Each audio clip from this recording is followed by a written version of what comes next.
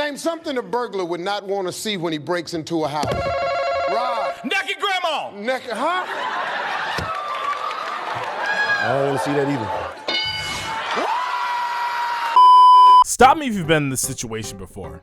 You're chilling with the homies and everyone's looking for something to play. And you, being the gracious host you are, open up your Switch and check the options you have. Mario Party? Nah, not this time, it'll take too long. Mario Kart? Not really in the mood to get railed by blue shells. Smash? Can't do that anymore, your friends don't want to play with you because you're just too good at the game. Even though it'd be very fun for you to just curb stomp everyone. So you're like, well shit, my night is ruined. Unless there is one more option. So you go to the eShop, ready to drop $20 on a game that you might never play again. And then one game in particular catches your eye.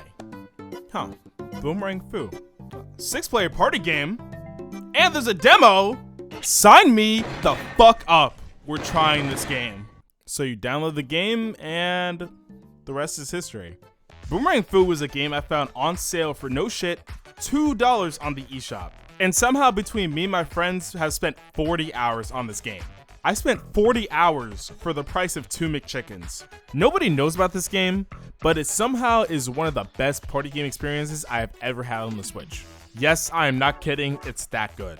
And today, I'm going to give this game the recognition it rightfully deserves. Boomerang Fu was made by indie developer Cranky Watermelon. And in my research, this is the only game they've made.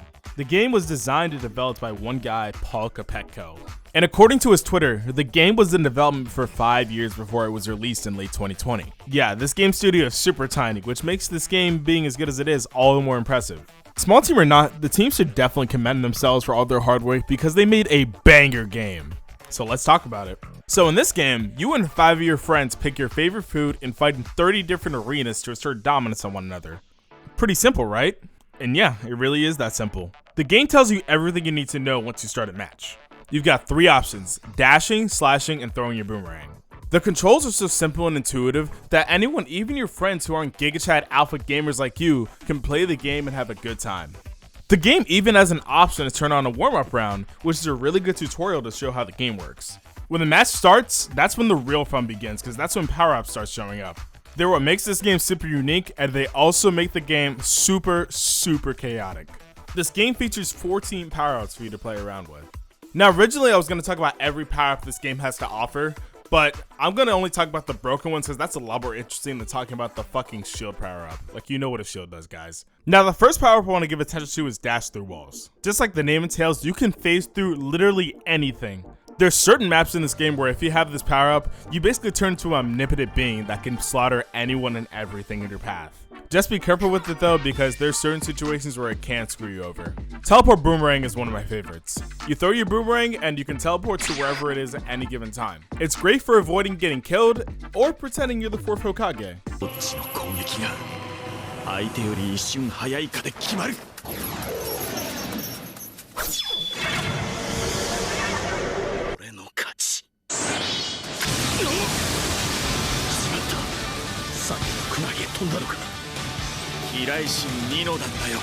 Multi-boomerang is hands down the best power-up in this game. Like, compared to the last 2 I talked about, this is basically a fucking win button. You throw your boomerang and it splits into 5 copies of itself. And the crazy thing about it too is that you don't even have to aim. If you throw in the general direction of your opponent, they will die 90% of the time. Granted, there are ways to avoid it, and when you throw the boomerang, you had to pick all the ones that scattered, so it's not completely broken, but it's still ridiculous.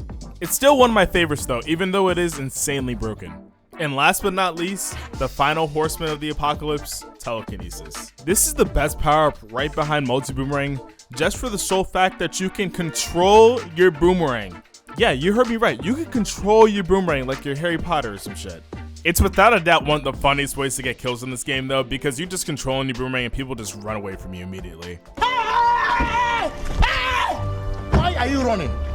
Why are you running? The power-up only has a limited range though, and you're left completely vulnerable while you're using this ability, so it's not better than multi-boomerang, but it's still insane. The cool thing about this game though is that you get to hold up to 3 power-ups at any given time.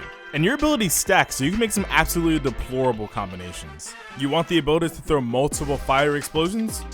You can do that. Do you want to be a little dickhead and use telekinesis to teleport to wherever you want on the map? Do you want to get a speed boost and combine it with dash through walls so you can literally just become the Flash? You can do that. The power-ups are 100% the highlight of this game, and it keeps every match from feeling the same. Like, in what other game am I going to be able to do shit like this? None of them. No other game will allow you to do shit like this. Long story short, there's just a ton of combinations you can mess around with in this game. A lot of them might be bullshit, but it's a fun kind of bullshit like Mario Kart. Sure, you're going to be mad in the moment when you get hit by something crazy, but since the game is so much fun, you end up not really caring in the end. And if you end up really not liking a particular power-up, you can always disable it in the options. Power-ups aside, Boomerang Food comes with 3 game modes for you to play around with. Originally, I thought it was 2, but I saw this one called Golden Boomerang. So I tried that for the first time for this video, and is it good? No! Okay, it's not bad, but I'd rather be playing the free-for-all mode than this, which is pretty much just knock off keep away. Also, can you tell what's going on here? Yeah, I didn't think so. Moving on.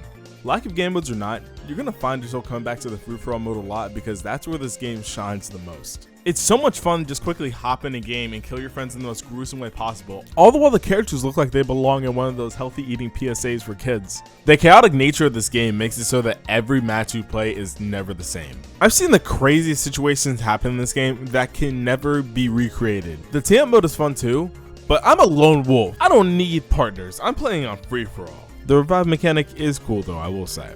I would love to see this game have more game modes in it, but you know, small development team and all, it's pretty unlikely that's even gonna happen. The feature that is sorely missing from this game though, and what really holds this game back, is its lack of online. I'm not kidding when I say this. This game has the potential to blow the fuck up if it had online. And that's probably the reason most people haven't heard about this game. And after doing some digging, I found out that the developers aren't even planning on adding online to this game anytime soon. Which I understand, but it's just so sad to see this game fly under the radar like this because I think it's so underrated. But who knows though, things can change. I mean, look at Among Us. That game came out in 2018 and it didn't blow up for a good 2 years until quarantine, and then everyone was playing that game. I just hope a similar effect can happen to this game, because it 100% deserves it. If this video has inspired you to get the game now, then you, my friend, are making a good choice because it gets my seal of approval. It's definitely worth your time if you have friends to play it with, and it's all on major platforms, so there's no reason not to get this game. Go get this game. Do it for Eggplant Man!